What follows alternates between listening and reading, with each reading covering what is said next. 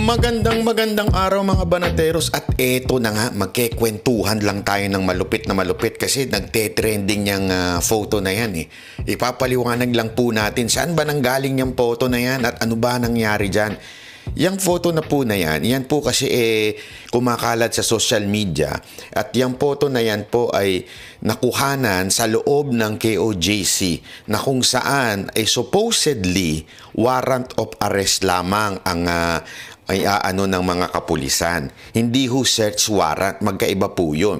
Ang warrant of arrest ay isi-serve mo lang dun sa tao na pinaghihinalaan mo na andoon sa isang loob ng compound na yon o di kaya ng bahay.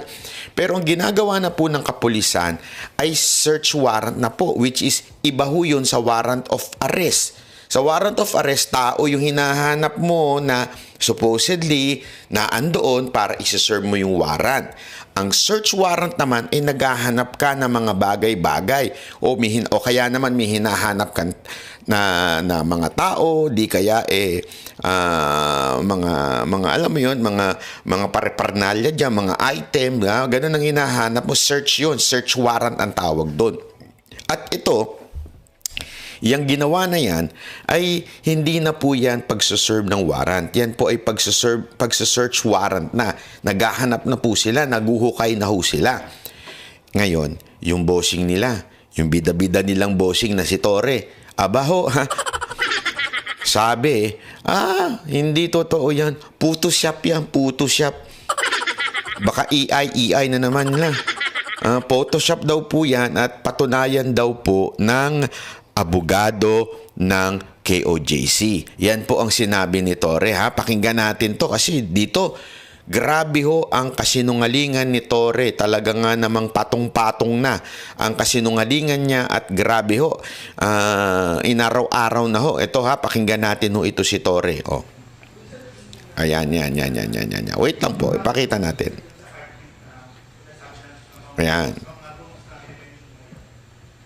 About sa digging na yan, allegation ni Atty. Torion yan, improve that. About dyan sa allegation na yan, dapat daw patunayan ni Atty. Torion. Ayan, yan. Sabi niya, patunayan mo kung totoo yan. Kung talaga ba yan po ay totoo na hukay-hukay lang. Kasi parang sinasabi niya, hindi totoo yan. Wala kami ginagawang ganyan. So parang na rin niya sinabing, mali yung ginagawa nilang paghuhukay. Di ba ho? Kasi kung tama naman yung kanilang paghuhukay, di sana inamin na lang niya na tama lang naman itong maghukay kami dito eh. Di ba? Okay lang naman yung maghukay. Pero dahil since sinabi niya na hindi, allegation lang yan. Patunayan ni Atty. Torion, yung abogado ng KOJC, patunayan niya na totoo bang naguhukay. Di ba?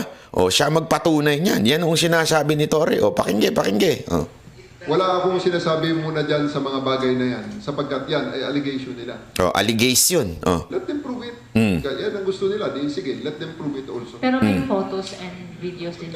Ilabas nila yung nagbigay ng photo at pakita niya rin alam niya ang batas paano dyan.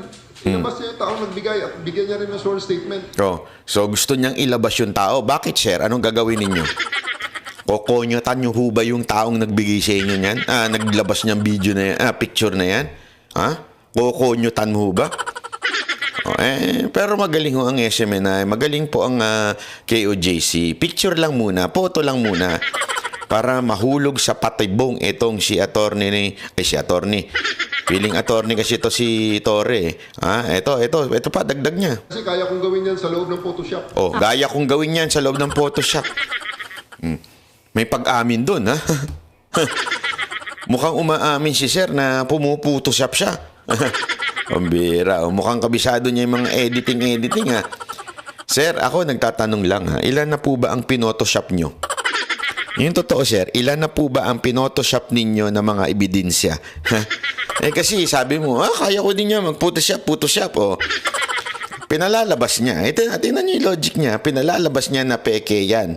Photoshop yan. Pero sinasabi niya, kaya ko din niya mag-photoshop. Kaya ko din yan.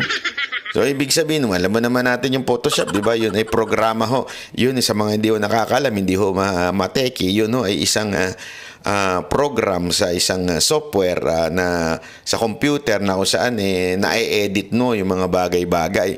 So, ibig sabihin, sinasabi nito ni Torre, kaya ko din yan. Inaakusahan mo na peke yan. Pero sinasabi mong kaya mo rin yan. Ibig bang sabihin, sir? Yung mga nakaraan nyo, may na-photoshop na kayo. Di ba? Ano kaya ang kita nyo yung logic ni Torre. Sabi nga nila, the abundance of the heart, the mouth speaks. Kung anong laman ng puso mo, yun talaga lumalabas. So, kaya ko rin yan. Photoshop. For clarification, so sir, no Clarify nung media pa, ha? excavation, no digging. No excavation o no digging. Hindi ko sinasabi kung ano man yan regarding sa diggings na yan dahil yan ay nilabas ni Atty. Torion. Let him prove it. Let him prove it, ha? Yan ngayon ang banat ho ni Torre. Pero alam mo, diyan siya nagkamali. Alam mo, si Atty. Torion, din po yan, dyan sa JMC, yung kolehiyo dyan, may law school dyan sa loob ng KOJC. Malupit na abogado ho ito. Talagang sobrang lupit na abogado nito. At wag kang mag-aakusa o mag-challenge na sa tingin mo hindi kayang patunayan ng isang abogado. Bakit kanyo? Kasi pinatunayan ho yan. Pinatunayan ho yan ni Atty. Torion, ha? Tingnan ninyo ginawa niya. Alam mo ginawa niya, isang araw. Pumunta ho siya doon. Isinama niya media para patunayan na hindi sila pinapapasok, ang mga taga kay OJC, hindi pinapapasok, maging abogado ka pa, maging media ka pa, hindi sila papapasukin. Ito ha, pakita natin yan bago natin ituloy itong si General Diwata. Hindi pala yan. Sorry naman. Iba yan. Ito pala. Mamaya na yan. General Torre, I'm accepting your challenge. Allow us access to JMC basement. Ilang araw na ako nagre-request sa inyo ng confirmation kung totoo ba yung hukay na yan. Hanggang ngayon, hindi kayo nag-answer. Nagpadala na ako ng demand letter. Nagpo-post na ako sa Facebook. Ngayon, kung hindi totoo na mayroon yang mga mina-mina na ginawa ninyo dyan, bakit ayaw ako papasukin? Kawawa itong mga pulis na nandito. Eto ha, tingnan ninyo. Marami pong hinarangan ang mga kapulisan dyan sa loob ng KOJC. Ang KOJC kasi it's a big compound. Consists of different, merong yung mga nandun yung helicopter, nandun yung mga sasakyan, mga motor, nandun yung JMC yung eskwelahan, at meron din dyan yung katedral kung saan sumasamba yung mga taga KOJC. Ang sinarado ng mga kapulisan, as far as I remember, nung huli akong punta dyan, yung katedral, at itong JMC yung basement. Ang tanong, kung ikaw matalino ka, General Torre, kung ikaw ay matalino, bakit kaya ang pinuntahan ni Atty. Torion yung basement sa JMC? Alam mo kung bakit? Kasi alam namin kung asan talaga yung basement. Yun ang katotohanan. Alam po nila kung asan talaga yung basement. Kasi remember, may picture na lumabas. Ayan yung picture na lumabas na yan, may pinanggalingan yan. Di ba? May pinanggalingan po yan. So, ibig sabihin, kung kanino man ang galing yan, na gusto mo i-booking kung sino kasi baka parusahan mo o di ka disiplinahin mo, yung picture na yan, yung source niyan, sinabi kung saan yan. Kaya nga tingnan mo si Atty. Torion, alam niya kung saan siya pupunta. Di ba? Alam niya kung saan siya pupunta at pinapakita niya na ayaw ninyong papasukin. Pinapatunayan na tinatago ninyo na naghuhukay kayo. Tuloy natin to ha. Pakingge. Ang babata pa nito. Thank you, attorney. Salamat. Hindi kami papasukin. Pang 11 days na ngayon. 8 araw na sila, of the 11 days, on the 3rd day sila naghukay. Pang 8 araw na ito dito. At saka ang lalim na ng kanilang hinukay, 8 meters na, nakakasira na ng structural stability ng aming JMC building. Hindi na ito tama. Ang dala nila, arrest warrant lang. Ang arrest warrant, hindi yan lisensya para gawain na lisensya na para mag-conduct ng intrusive search. Mali yan. Yung mga pulis na yan na kawawa naman, mga ordinary ranking policemen, yan pa ang ginagawa ngayong parang human barricade para hindi kami makapasok dito. Yo, ayan. So, 'di ba, challenge ni Diwata ay ni General Torre. Ha? Challenge niya. Eto, pumayag si Attorney Torion, pinuntahan. Oh, kita nyo. Okay? Wala, bigay talaga. Bumibigay na itong mga kapulisan na nagsusumbong. Isipin nyo, saan manggagaling yung picture? Sige, kung kayo matalino at magaling kayo. Diba? Sa tingin mo, General Torres, saan ang galing yung picture? Sa mga taga-KOJC? Hindi. Sa bata mo. Sa bata mo nang galing yung picture. Ibig sabihin, isa sa mga tao dyan, mga naguhukay, busit na sa'yo. Animal ka daw. Parang ganun ang sinasabi. Pambihira ka, pinapagod mo sila sa imahinasyon mo na naandyan, yung tumitibok. Diba? Hindi ko alam eh. Siguro favorite nito yung kanta ni Donna. Ano ba yun? Si Donna ba yun? Tama ba yun? Yung kapag tumibok ang puso. Di ba? Siguro. Favorite mo siguro yung kaya kasi bullshit na ho yung mga pulis dyan. Kami alam ho namin yan. Bullshit na dito kay Torre yung mga pulis na inuutusan niyang maghukay. At yung iba pa nga, hindi mga pulis. Yung iba naman, talagang mga minero. Talagang, tuloy pa natin to. Kasi nungalingan nito ni Torre. Tuloy natin, ha? Di ba, in the same manner na gusto niya i-prove namin yung guilt at kung ano pa man ni Apollo Kibuloy bago niya i-surrender sa batas yung kliyente niya. Diyan pa lang sabit na sabit. Napakasinungaling. Walang sinasabi si Attorney Torion na i-prove nyo muna, ilalabas namin. Walang ganun. Napakasinungaling mo ka talaga, General Torre. Walang sinabi si Attorney Torion na i-prove mo na guilty at ilalabas namin. Alam mo kung bakit? Hindi nyo trabaho na i-prove na guilty si Pastor Kibuloy. Hindi ho kayo husgado, mga Naku, ayoko na nagbumuray. Hindi kayo mga husgado para patunayan na si Pastor Kibuloy ay guilty. Hindi ho. Ang kailangan mag-prove niyan ay yung korte. Kayo ho ay tagapagpatupad lamang. Ayan ang problema sa iyo, Torre. Umasal korte ka na. Umasal, akala mo ikaw ang judge. Pulis ka lang, sir. Huwag kang nagmamagaling. Ano ka? Feeling mo talaga, ikaw ang hari dyan eh. Yan ang totoong nasa isip niya eh. Akala niya siya ang magpapatunay na kaya ganun ang datingan niya. Una-una, abogado yung kausap mo. Alam niyan na hindi ikaw magpapatunay. Pangalawa, hindi naman niya sinabi na ilalabas niya. Hindi niya alam kung asan eh. Diba ikaw may alam kung asan, kaya mo nga nilusob yan? O ba't hindi ikaw maglabas? Hindi. Alam mo sa lahat ng tao nandiyan sa KOJC, ikaw lang ang may alam na kung nasan si Pastor Kibuloy. The rest ng mga tao dyan, di alam kung asan si Pastor Kibuloy. Ikaw lang ang nagmamagaling at sinasabi mong naandyan si Pastor Kibuloy. O ikaw maglabas. Diba? Hindi namin alam lahat dyan kung asan. At una-una, ang pagpapatunay ay nasa korte ho yan. Yung nag-aakusa. Ikaw ba nag-aakusa? Pero, ikaw ba ang nag-aakusa? Remember, di ba? Until proven guilty beyond reasonable doubt, that person is innocent. O sino dapat, na kanino yung burden of proof na magpatunay na guilty si Pastor Kibuloy? Sino? Di ba? Yung nag-akusa sa kanya. Hindi ikaw. Ikaw ay tagapagpatupad lamang ng batas. Ikaw ay tagapagpatupad lamang at inuutusan ka ng korte kung ano yung dapat mong gawin. Nagmamagaling ka dyan.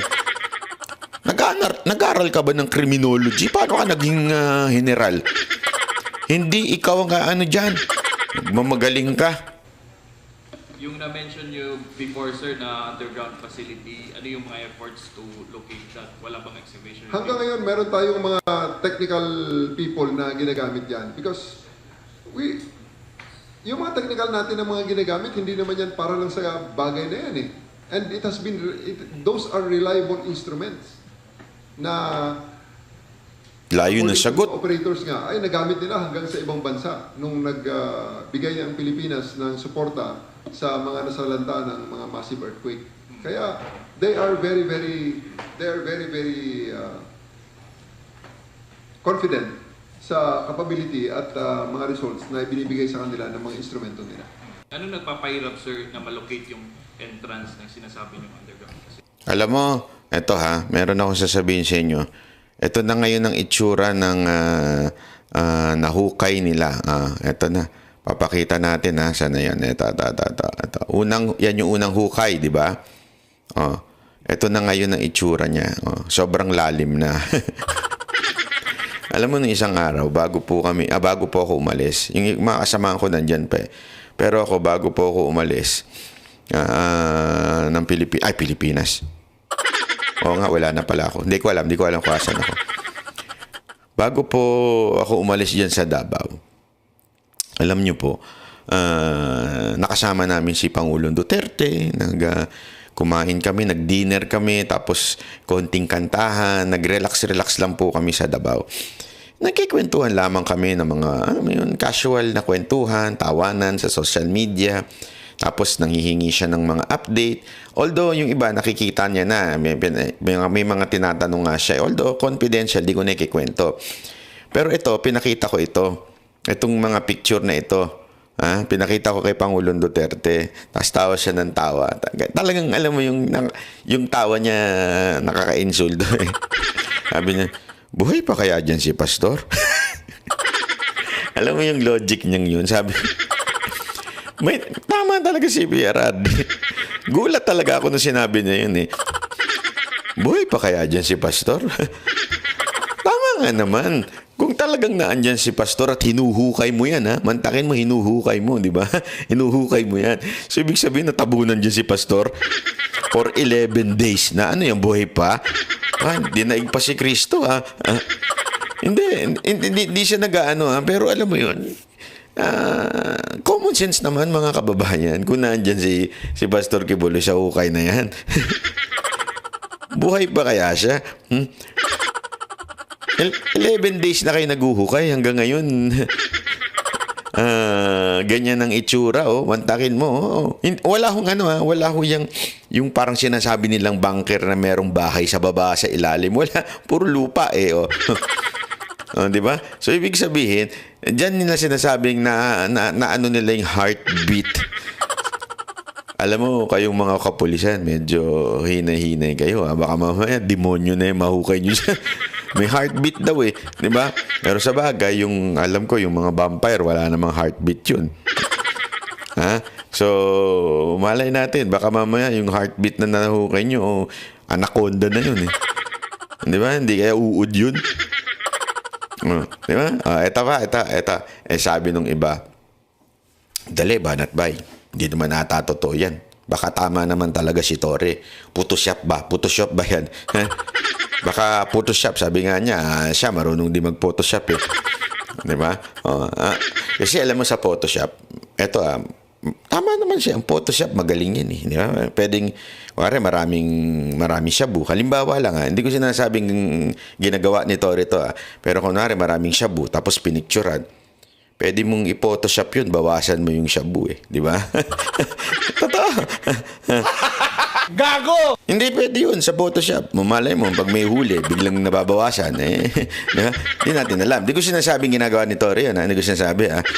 Pero kasi sabi niya, magaling daw siya mag-Photoshop eh. Pwede mong gawin yun eh. Tanggalin mo tapos pag may mga sa beach, di ba? Yung mga tao, dami-dami. Pwede mong tanggalin yung isang tao doon, mawawala. Parang sa shabu din yan eh. So, kunwari may huling sobrang daming shabu, tapos babawasan mo ng kalahati, yun to lang sasabihin mo, ito lang nahuli namin shabu. Pero sa picture, malaki pala yun, di ba? Malay mo lang naman. Hindi naman natin sinasabi ginagawa niya yun, ha? Hindi ko sinasabi ginagawa niya. Baka ginagawa ng ibang mga editor ng Photoshop. Hindi ko lang alam kung sa kapulisan natin may gumagawa nun.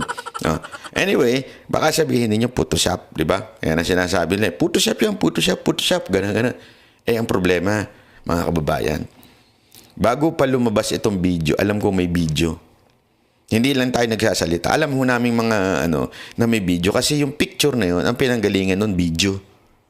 Alam mo natin yan na may video po yan. So, dito na naman, pumalpak na naman po si Torre dito. Kasi, after niya sabihin, Photoshop lang yan. Kasi ang Photoshop, photo lang still images. Diba? Pwede mo ma-edit yun.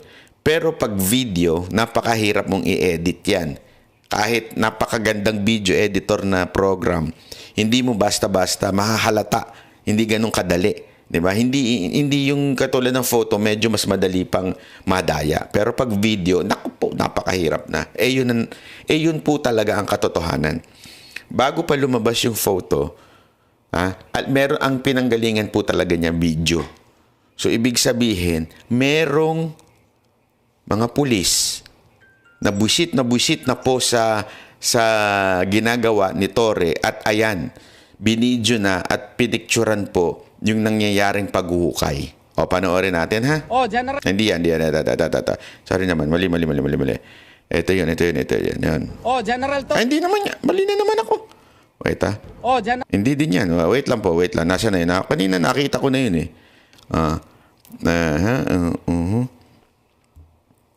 Ay, sorry. Nawala. Ito. Papakita natin yan, ha? Wait lang, ha?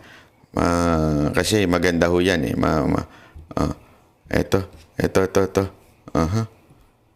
Nailagay natin yan kanina, Ay, hindi yan. Sorry naman. Ito po. Ayan. Yung video na yan. Ayan. Ayan.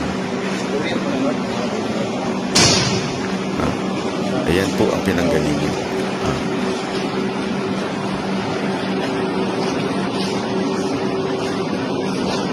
Diba? Lagyan natin ng audio. Ayan.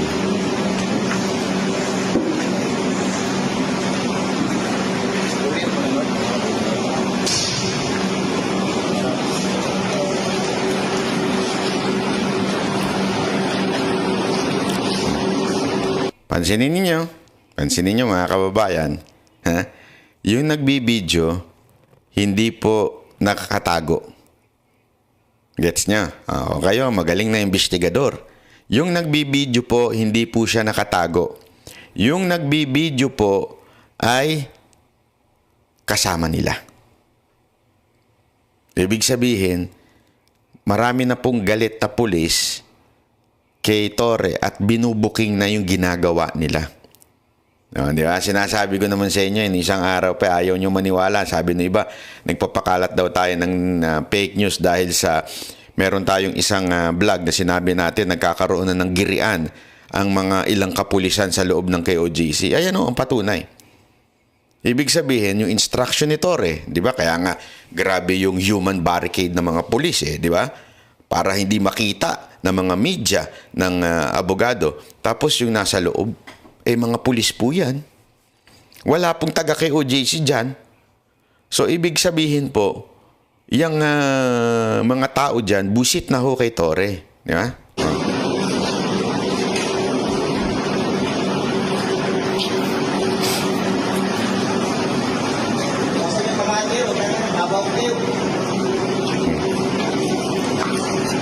Di ba?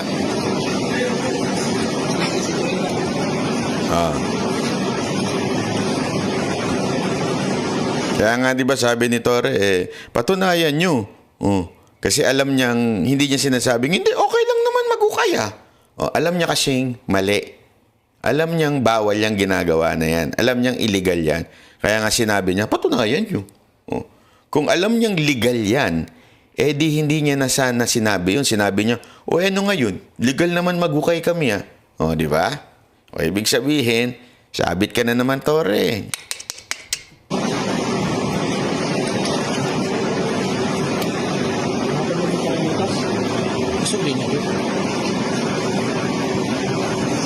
Dama.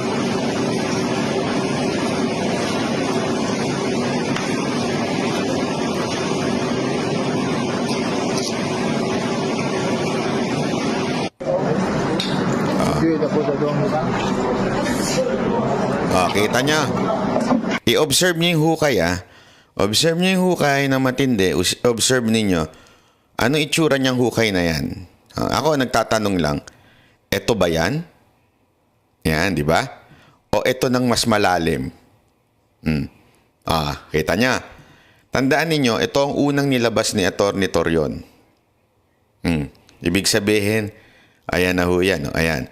Tapos, ito na yung pangalawa niyang nilabas, yung mas malalim na. Ibig sabihin, itong video na to, dun sa una yan, at tuloy-tuloy na nangyayari yung paghuhukay na yan ngayon. Kasi nga, lumalim na. Di ba?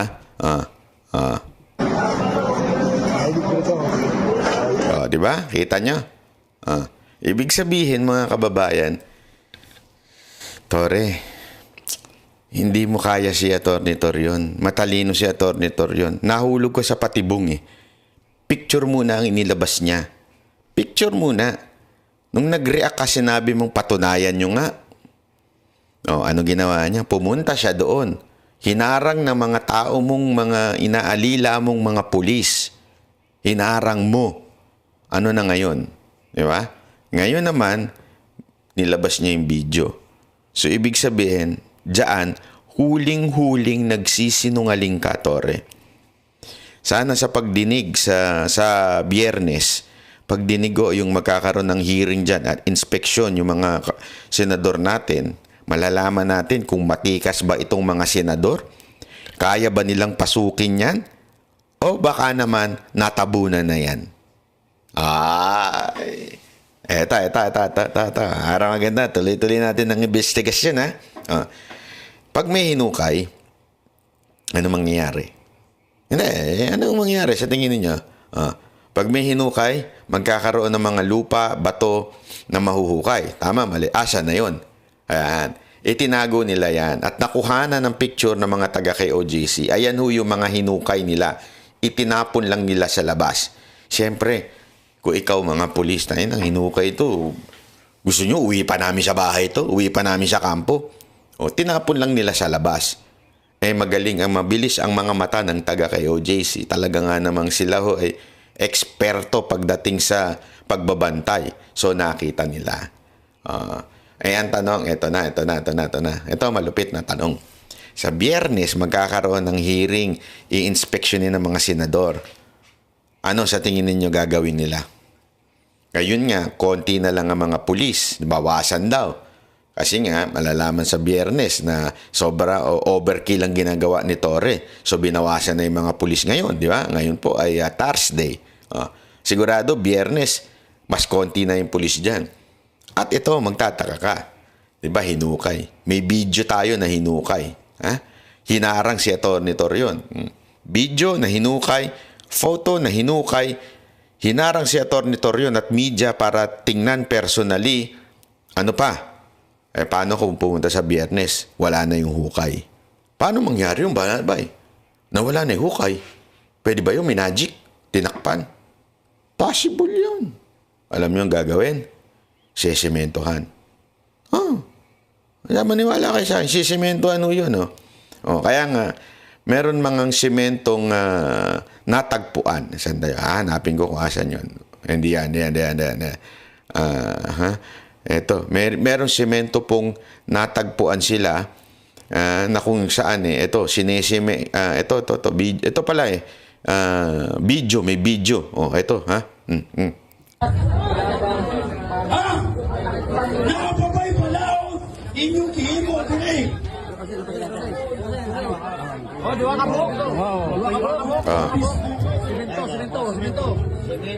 Yung semento tinago sa ilalim ng tubig. Di ba? Papalusot pa ikaw, Tore. Di ba? Booking ka na naman. Gago! Di ba?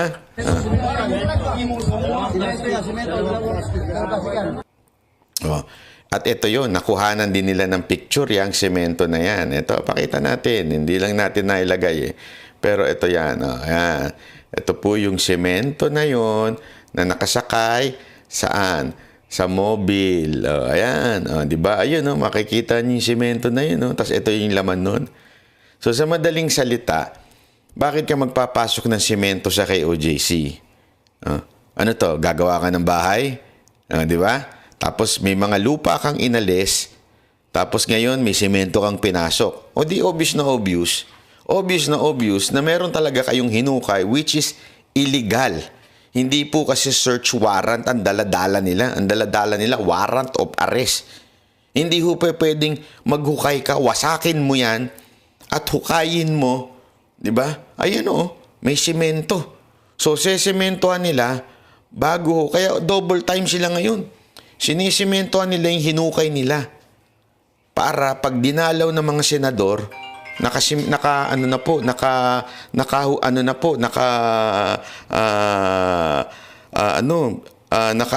sila, nakaano na po sila. Sorry po, pasensya na.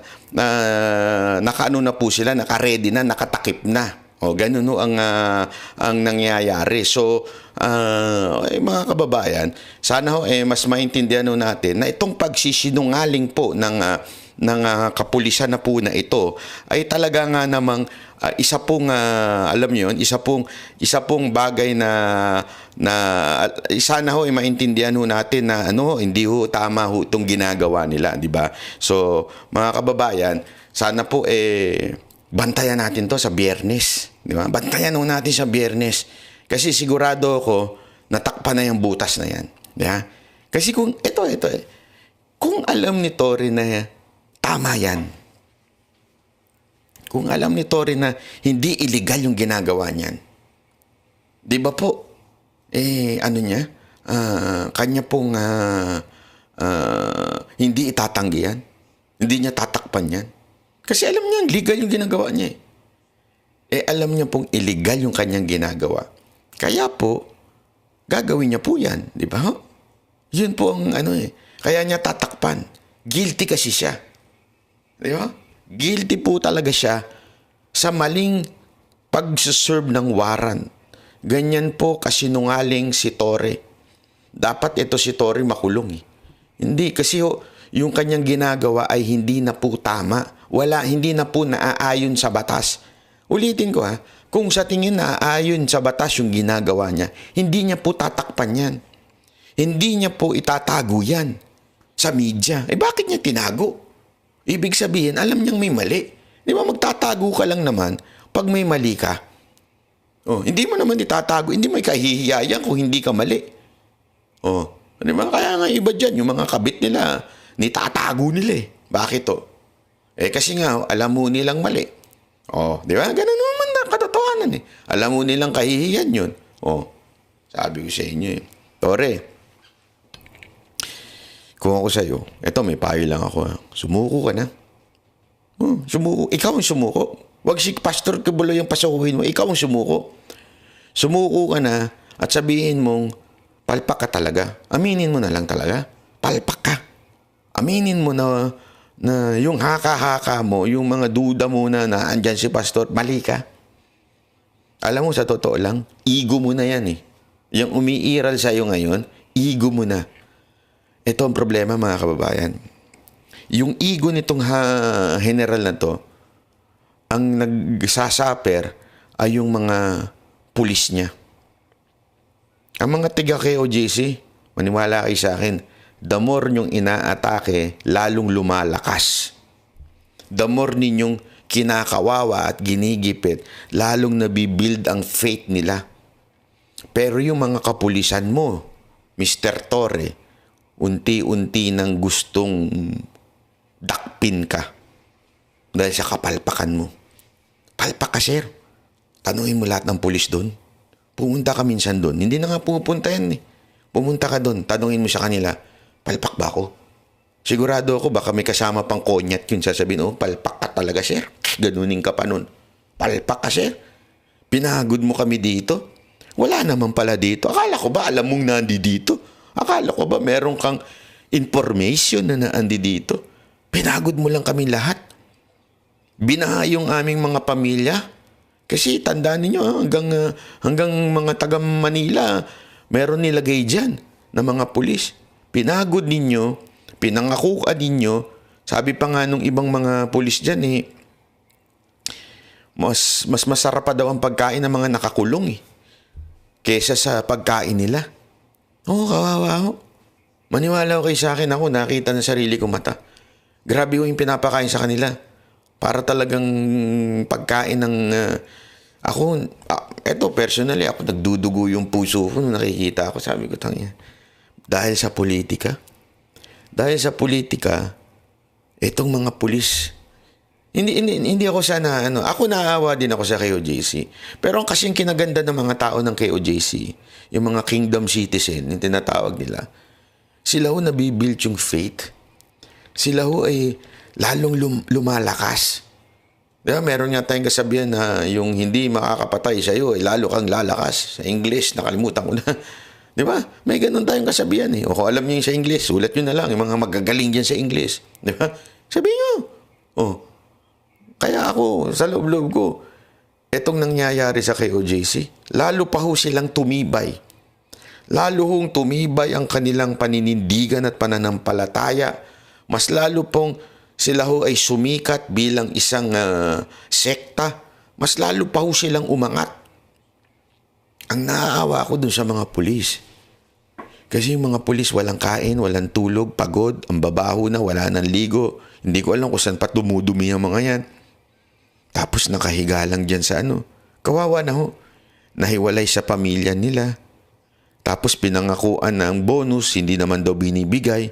Pinangakuan ng maayos na pagkain, hindi masasarap. Kaya nga pag nagbibigay kami dyan, ang banateros, nagkukusa. Hindi ho nanggaling yung pera sa KOJC. Merong pinamimigay ang mga taga KOJC yung pagkain sa kanila. Pero kami mismo mga banateros, kami, minsan si Dada, minsan si Jay Guevara, minsan ako, minsan si Coach Oli, minsan si Master Judea, naglalabas na ng pera para, kasi naawa na kami. Hindi ho kami ho ay gustong sumikat, hindi na namin kailangan ng ganyan. Bakit? Kitang-kita nyo naman, yung sakripisyong ginawa ng mga banateros Hindi na namin kailangan maglabas ng pera para patunayan yung mga sarili namin. Kaya lang, naawa na kami. Alam mo yun, parang, walang pakialam sa inyo mga boss nyo. Walang nga talaga kayo. Mantakin mo, nagkakakanta lang ng salamat dun sa kampo nyo habang kayo dito, hirap na hirap. Kaya kami na mismo, bili na kami ng hamburger. Binibilan na namin sila. Tapos ayaw pa nilang kunin kasi papagalitan daw sila pag kinuha. Yung ginagawa namin, iniiwan namin dun sa tabi. Karton-karton, iniiwan namin dun. Bahala, sabi namin, sige, sa inyo na yan. Walang video, walang photo. Hindi na namin pipicturean, hindi na namin kayo ibibidyo. Wala nang for the content. Basta, ayan na yung hamburger sa inyo. Pag alis namin, kinukuha nila. Gutom sila mga kababayan. Ganyang kakawalang yan, General Torre. Ginugutom mo yung mga tauhan mo. Gutom na sila. Ikaw, enjoy na enjoy. Diyan sa opisina mo, nagpa-party kayo ni Marbil, yung PNP chief natin.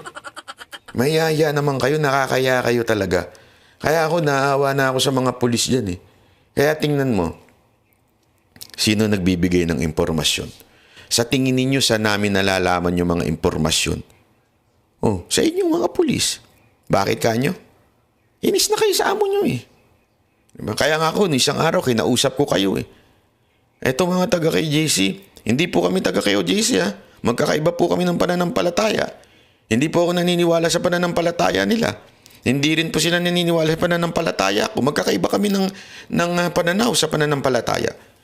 And yet, sama-sama kami dito. Because this is no longer about faith, doctrine, or ano ba ang paniniwala ni Pastor Kibuloy. Hindi na ito tungkol doon.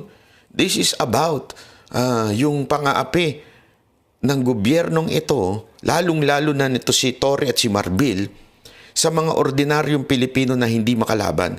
Dahil ultimong batas, hindi na nila sinusunod. Ultimong utos ng korte, hindi na nila sinusunod. Yan ang katotohanan na nangyayari dyan sa loob ng KOJC. Kaya yung mga kababayan ko na nanonood dito na hindi naman po kayo taga KOJC, hindi naman po kayo mahilig sa politika, pero napanood nyo ito at nakita nyo ito, ikalat nyo ito. Ganito winawalang yan ng mga pulis. Particular na si Torre, yung Region 11 na director, at si Marbil na PNP chief, siya ang pinaka-head ng PNP chief, kinakawawa na ho ang karapatan ng mga tao. Nagkataon lang na ang relihiyon nila ay KOJC. Nagkataon lang na ang kanilang pinuno ay si Pastor Kibuloy. Pero ang talagang issue dyan, ginigipit nila yung supporter o financier at mga tumutulong sa politiko na mga Duterte. Iyan po kasi ang ginawa ni Pastor Kibuloy at ng KOJC. Sinuportahan niya po ang mga Duterte. Kaya this is about politics. Huwag kayo maniniwala na hindi ito tungkol sa politika. Politikang-politika ito. Magte-2025 na. Kung pinabayaan ng gobyernong ito ang SMNI, ang KOJC at si Pastor Kibuloy, aba malamang sa malamang. Marami itong mga kandidatong mapatakbong senador at malamang manalo dahil sa malaking resources ng KOJC. Pero since ngayon, ginigipit nila, inuusig nila, hindi ngayon makagalaw na maayos at hindi makasuporta ng mga politikong ipaglalaban sana ang ating bayan. Laban dito sa gobyernong mapang-api na to, laban sa gobyernong korap, pero hindi magawa ngayon dahil ginigipit nila. Iyan ang dahilan kung bakit nila inuusig ito. Hindi ho tungkol sa kaso. Para ho sa kaalaman ninyo, yung kaso na yan, na-dismiss na ho yan. Binuhay na lang ho uli. Dismiss na ng korte yan. Binuhay na lang uli nila. So wala hong tungkol dyan yan. Ito ho'y tungkol sa politika.